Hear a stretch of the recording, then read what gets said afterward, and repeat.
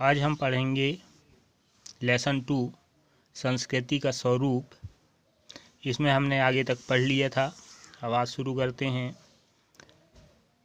भारतीय राष्ट्र अब स्वतंत्र हुआ है। इसका अर्थ है कि हमें अपनी इच्छा के अनुसार अपनी जीवन ढालने का अवसर प्राप्त हुआ है। ठीक है। अब संस्कृति के बाद यहाँ लेखक ये बता रहे हैं कि जो हमारा राष्ट्र है अब क्या हो गया है, स्वतंत्र हो गया है और हम अब अपने जीवन को अपने अनुसार, अपनी इच्छा के अनुसार इसको ढाल सकते हैं। जीवन का जो नवीन रूप हमें प्राप्त होता है वह अकस्मात अपने आप आ गिरने वाला नहीं है। इसके लिए जानबूझकर निश्चित विधि से हमें प्रयत्न करना होगा। ठीक है। इसमें ये बता रहे हैं कि जो जीवन का रूप हम प्राप्त करना चाहते हैं, किस तरह का जीवन प्राप्त करते हैं, ये अचानक से प्राप्त नहीं होने वाला है। इसके लिए हमें क्या करना है, निश्चित प्रयत्न करना है। निश्चित प्रयत्न करेंगे तभी प्राप्त होगा। राष्ट्र संवर्धन का सबसे प्रबल कार्य संस्कृति की साधना है। ठीक है। अगर राष्ट्र का संवर्धन करना है, विकास करना है, तो उसके लिए संस्कृति को ध्यान में रखना है। इसके लिए बुद्धिपूर्वक प्रयत्न करना आवश्यक है। क्या करना है कि संस्कृति के विकास के लिए हमें अपने बुद्धि के अनुसार कार्य करना होगा। देश के प्रत्येक भाग में इस प्रकार के प्रयत्न अवश्य हैं। इस देश की संस्कृति की धारा अति प्राचीन काल से बहती आई है। हम उसका सम्मान करते हैं, किंतु उसके प्राणवत तत्व को अपना कर ही हम आगे बढ़ सकते हैं। ठीक है। जो हमारी संस्कृति है बहुत प्राचीन संस्कृति है और इस प्राचीन संस्कृति की जो अच्छी चीज़ें हैं, संस्कृति है, इसको हम क्या करें, प्राणवत अपना कर इसको हम अपनाएं तभी आगे बढ़ सकते हैं। उसका जो जड़ भाग है, उस गुरुतर बोझ को यदि हम ढोना चाहें तो हमारी गति में अड़चन उत्पन्न हो सकती है। निरंतर गति मानव जीवन का वरदान है। व्यक्ति हो या राष्ट्र, जो एक पड़ाव पर टिका रहता है उसका जीवन भी ढलने लगता है। ठीक है। इसमें ये बताया गया है कि जो संस्कृति है, इस संस्कृति में अगर हम देखें तो गुरुत्वर मतलब बहुत बड़ा बोझ है। ये हमारे लिए प्रॉब्लम हो सकते हैं, अड़चन उत्पन्न कर सकते हैं, परंतु हमें निरंतर गतिमान रहना है और अगर हम यही निरंतर गति करते रहेंगे तो हमारा विकास होगा और अगर नहीं करेंगे तो जीवन क्या होगा, ढलने लगेगा।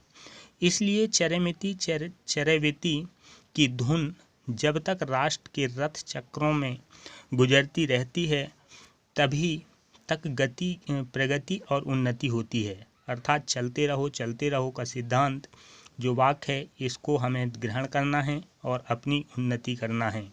अन्यथा प्रकाश और वायु प्राण के कपाट बंद हो जाते हैं और जीवन रुद्र रहता है। हमें जागरूक रहना चाहिए। ऐसा ना हो कि हमारा मन पर कोटा खींचकर आत्मरक्षा की साध करने लगे। ठीक है। हमें हमेशा क्या करना है, जागरूक रहना है। पूर्व और नूतन का जहाँ मेल होता है वहीं उच्च संस्कृति की उपजाऊ भूमि है।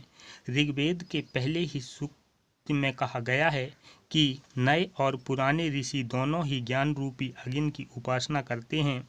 यही अमर तत्व है। ठीक है। जहाँ पूर्व और नूतन का मेल होता है, प्राचीन और नए का जहाँ मेल होगा वहाँ नई संस्कृति उत्पन्न होगी और वही उपजाऊ भूमि है। ऋग्वेद के पहले सूक्ति में ये बात कही गई। इसमें कहा गया है, बताया गया है कि नए और पुराने ऋषि दोनों ही ज्ञान रूपी अग्नि की उपासना करते थे। चाहे हम नए को देखें या पुराने को देखें, उपासना किसकी होती थी, ज्ञान की होती थी और यही अमर सत्य है। कालिदास ने गुप्त काल की स्वर्ण युगीन भावना को प्रकट करते हुए लिखा है कि जो पुराना है वह केवल इसी कारण अच्छा नहीं माना जा सकता और जो नया है उसका भी इसलिए तिरस्कार करना उचित नहीं। ठीक है। कालिदास जी यहाँ बता रहे हैं गुप्त काल में कि जो नया है उसको भी हम अच्छा नहीं मान सकते, जो पुराना है उसको हम तिरस्कार नहीं कर सकते, नहीं छोड़ सकते।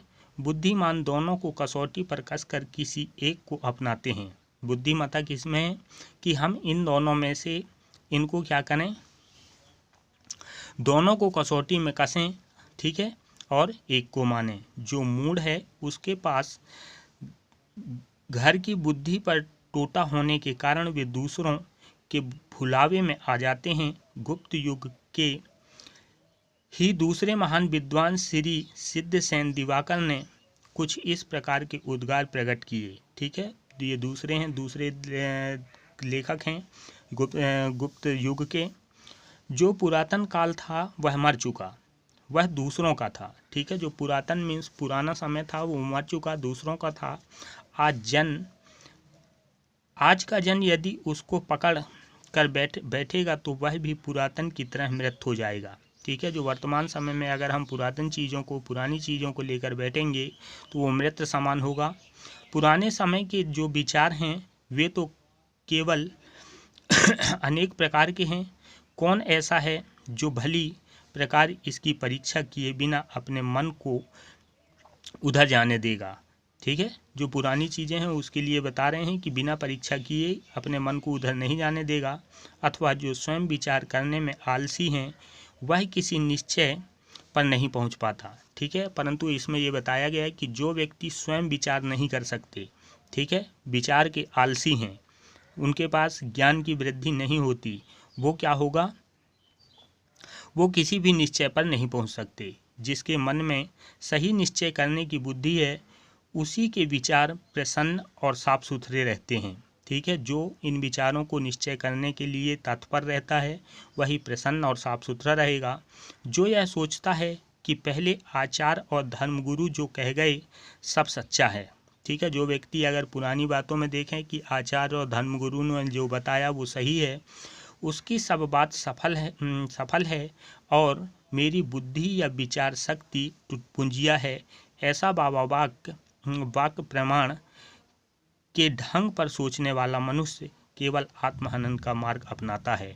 ठीक है, अगर जो व्यक्ति इन विचारों पर अडिग है कि जो धर्मगुरु और आचार्य जो कह गए वो सही है, ठीक है, अपने विचार उस पर नहीं रखता, टुटपुंजिया कंजूसी है, और ये बाबा वाक्य प्रमाण अगर वो अपने मन में रखता है तो ये निश्चित है कि वह आत्महनन का मार्ग अपनाएगा।